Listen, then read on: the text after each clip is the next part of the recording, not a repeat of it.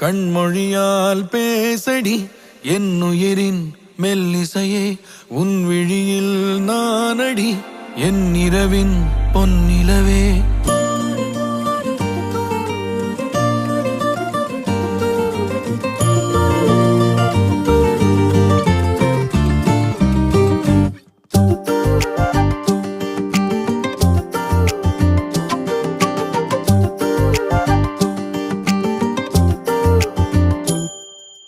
கண்மொழியால் பேசடி